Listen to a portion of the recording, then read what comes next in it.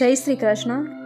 આ વિડીયોમાં ભાદરવા સુદ ચોથના દિવસે કરાતી ભગવાન શ્રી ગણેશની સ્થાપના પૂજા વિધિ અને મહાત્મ્ય સાંભળશું।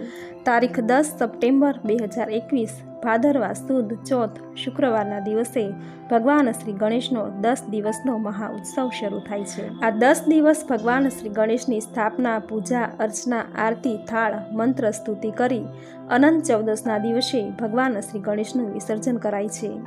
આ 10 દિવસ ભક્તો પૂરી શ્રદ્ધા અને આનંદથી આ વ્રત તહેવાર ઉજવે છે। ભાદરવા સુદ ચોથનો દિવસ એટલે ભગવાન શ્રી ગણેશનો જન્મદિવસ। આ દિવસે ગણેશ ચતુર્થીનું વ્રત લેવાય છે। આ વ્રત કરનારે ઘરમાં ગણપતિ દેવની સ્થાપના કરવાની હોય છે। રોજ ગણપતિનું પૂજન કરવાનું હોય છે। આ વ્રતમાં માટીના ગણેશની સ્થાપના કરી એકી સંખ્યામાં ઘરે તેનું પૂજન કરવાનું હોય છે, જેમ કે 1.5 દિવસ, 3 દિવસ, 5 દિવસ, 7 દિવસ કે પછી 11 દિવસ, અને તેનું પૂજન કરી નદી, તળાવ કે સમુદ્રમાં ભગવાન શ્રી ગણેશની મૂર્તિનું વિસર્જન કરવાનું હોય છે। ભાદરવા માસની સુદ પક્ષની ચતુર્થીમાં ગણપતિનું પૂજન ખૂબ જ લાભદાયી અને ઘરમાં સુખ સમૃદ્ધિ આપનારું છે। ગણપતિની કૃપા પ્રાપ્ત કરવા માટે આ શુભ દિવસે ભગવાન ગણપતિની માટીની મૂર્તિ ઘરે બનાવી કે પછી તૈયાર લાવવી। જે જગ્યાએ ભગવાન શ્રી ગણેશની સ્થાપના કરવાની હોય એ જગ્યાને ગંગાજળ છાંટી સ્વચ્છ અને પવિત્ર કરવી।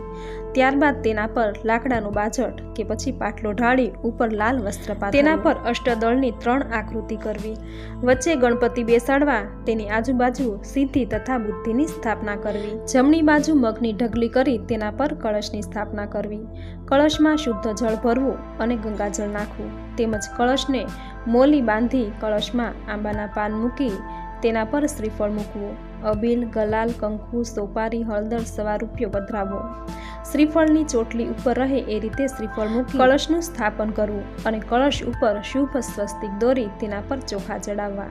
ત્યારબાદ ભગવાન ગણપતિને સ્નાન અર્થે દુર્વાથી ગંગાજળ છાંટવું, ત્યારબાદ જનોઈ પહેરાવી, પુષ્પમાળા અને દુર્વા ચડાવી ભગવાનને તિલક કરી ચોખા ચડાવવા, તેમની ડાબી બાજુ ચોખાની ઢગલી કરી તેના પર અખંડ દીવો પ્રગટાવવો, ત્યારબાદ ફળ, ફૂલ, પંચમેવા, લાડુ કે મોદક ધરાવવા, પંચામૃત અને નાગરવેલનું પાન ઉપર સોપારી, તજ, લવિંગ, એલચી મૂકી ધરવું। ત્યારબાદ ભગવાન ગણપતિનો જપ ઓમ નમો ગંગ ગણપતયે નમઃ આ જપ જપતા ભગવાન શ્રી ગણેશની પૂજા આરાધના કરવી।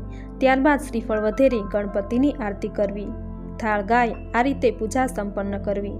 ત્યારબાદ બાપાને ક્ષમા યાચના કરવી કે હે બાપા, અમારી ભૂલ અપરાધ થઈ હોય તો અમને ક્ષમા કરજો અને અમારી સેવાનો સ્વીકાર કરજો। મિત્રો, ભગવાન ગણેશ એ પ્રથમ પૂજનીય દેવ છે। પંચદેવોમાં ભગવાન ગણપતિની પૂજા અર્ચના પ્રથમ થાય છે। આ 5 દેવોમાં પ્રથમ પૂજનીય ભગવાન ગણપતિ છે। કોઈ પણ કાર્યની શરૂઆતમાં પહેલા ગણપતિની પૂજા થાય છે, જેથી ભગવાન ગણેશ નિર્વિઘ્ને આપણા સઘળા કાર્ય પૂરા કરે છે। મિત્રો, ગણેશ ચતુર્થીના આ વ્રતમાં ગણપતિની મૂર્તિ હંમેશા માટીની જ લેવી જોઈએ। જો એ ઘરે બનાવેલી હોય તો એ શુભ ફળ પ્રાપ્ત કરે છે। વ્રત પૂર્ણ થયા બાદ આ મૂર્તિને જળમાં પધરાવવાની હોય છે। આથી જો મૂર્તિ માટીની હોય તો એ જળમાં ભળી જાય છે અને મૂર્તિ ખંડિત થયાનો દોષ કે પાપ લાગતો નથી। આ હતી બાપા ગણપતિની સ્થાપના પૂજન વિધિ। હવે જોઈએ ગણપતિ બાપાની ઉત્થાપન વિધિ।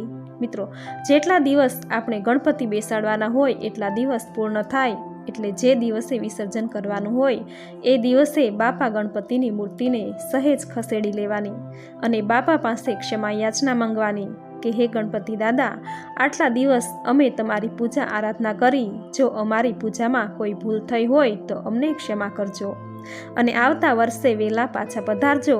અત્યારે આપ આપના પવિત્ર લોકમાં પાછા સીધાવો। આવતા વર્ષે અમારા ઘરને પવિત્ર પાવન કરવા વેલેરા પધારજો।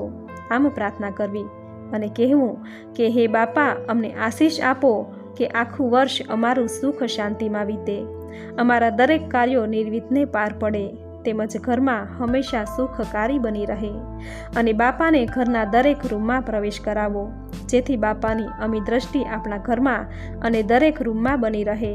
અને એક એવી માન્યતા છે કે બાપા જ્યારે આપણા ઘરે આવે છે ત્યારે શુભતા, સુખ અને સમૃદ્ધિ લઈને આવે છે અને જ્યારે જાય છે ત્યારે ઘરનો કલેશ, દુઃખ, દોષ બધું સાથે લેતા જાય છે। આથી ઘરની અશુભતા કાઢવા માટે ગણપતિ બાપાને ઘરના દરેક રૂમમાં પ્રવેશ જરૂર કરાવવો જોઈએ। ત્યારબાદ કળશનું જળ દરેક રૂમમાં છાંટી વધેલું જળ કોઈ પણ ફૂલ છોડને કે વૃક્ષને રેડી દેવું।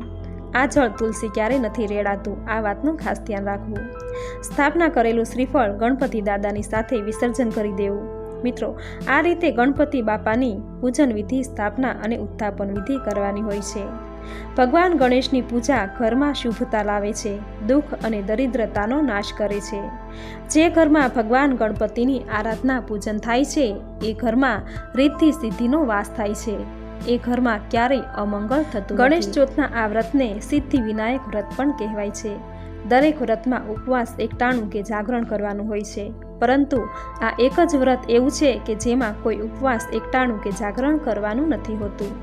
દરેક વ્રત સ્ત્રી પુરુષ બધા જ કરે છે, પરંતુ આ વ્રત નાના બાળકો પણ કરી શકે એવું છે. ભણતા વિદ્યાર્થી જો આ વ્રત કરે તો તેને વિદ્યા પ્રાપ્ત થાય છે. આ વ્રતમાં કોઈ અઘરી વિધિ કે મંત્ર જપ નથી કરવાનો. માત્ર ભગવાન ગણેશની મૂર્તિની ઘરમાં સહેલી વિધિથી સ્થાપના કરી સવારે, બપોરે અને સાંજે ધૂપ, દીપ, પૂજા, આરતી, નૈવેદ્ય ધરાવી વ્રત કરાય છે. આ વ્રતમાં પૂરી શ્રદ્ધાથી પોતાની યથાશક્તિ મુજબ તન, મન અને ધનથી ભગવાન શ્રી ગણેશની પૂજા સત્કાર કરવો જોઈએ. પોતાની શક્તિ પ્રમાણે જ દેવની પૂજા, નૈવેદ્ય વગેરે કરવા જોઈએ, તો જ આ વ્રતનું ફળ પ્રાપ્ત થાય છે. આ વ્રતમાં ભગવાન શ્રી ગણેશની મૂર્તિની સ્થાપના કરવાની હોય છે. જો મૂર્તિ લાવવાની શક્તિ ન હોય તો ઘરે માટીની મૂર્તિ બનાવવી.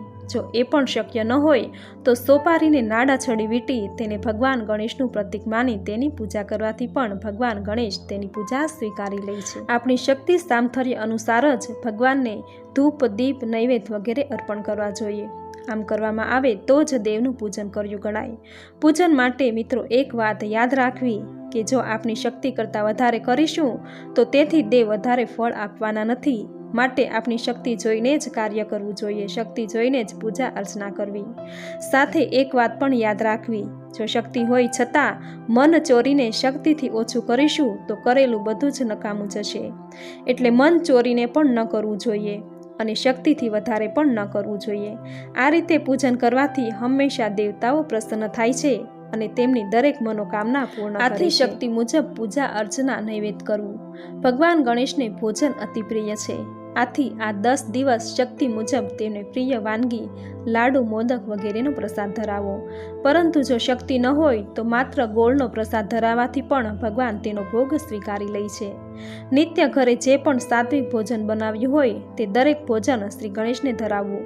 એવું જરૂરી નથી કે મેવા મીઠાઈના ભોગ જ ભગવાન સ્વીકારે છે, તે તો ભાવનાના ભૂખ્યા છે. સાચા મનથી ધરાવેલ દરેક ભોજન તે સ્વીકારી લે છે. આમ 10 દિવસ બની શકે તો પ્રાતઃકાળે વહેલા ઉઠવું, નિત્ય ભગવાન શ્રી ગણેશની પૂજા અર્ચના કરવી, આરતી, શ્લોક, ગણેશ સ્તોત્ર, ગણેશ પુરાણ, ગણેશ ચાલીસાના પાઠ, લક્ષ્મી સ્તોત્ર આદિના પાઠ કરવા. આમ 10 દિવસ શુદ્ધ મનથી શક્તિ મુજબ ભગવાન શ્રી ગણેશની પૂજા અર્ચના કરી ભગવાન શ્રી ગણેશને પ્રસન્ન કરવા, જેનાથી ઘરની મનની નકારાત્મકતા દૂર થઈ સકારાત્મકતા આવશે. ઘરમાં સુખ, શાંતિ, સમૃદ્ધિ, લક્ષ્મી, સંતાન પ્રાપ્તિ થશે. તો આ વિડીયોમાં ભગવાન શ્રી ગણેશની સ્થાપના વિધિ, ઉત્થાપન વિધિ અને મહાત્મ્ય જેની સુંદર માહિતી સાંભળવી તમને જરૂર ગમી હશે. તો વિડીયોને લાઈક કરી કોમેન્ટમાં જય શ્રી ગણેશ જરૂર લખજો. ચેનલ સબસ્ક્રાઈબ કરી બાજુમાં બેલ આઇકન જરૂર પ્રેસ કરજો. આવી જ નવી ધાર્મિક માહિતી, નવા ધાર્મિક વિડીયો સાથે ફરી મળીશું. ત્યાં સુધી આપ સૌને મારા જય શ્રી કૃષ્ણ.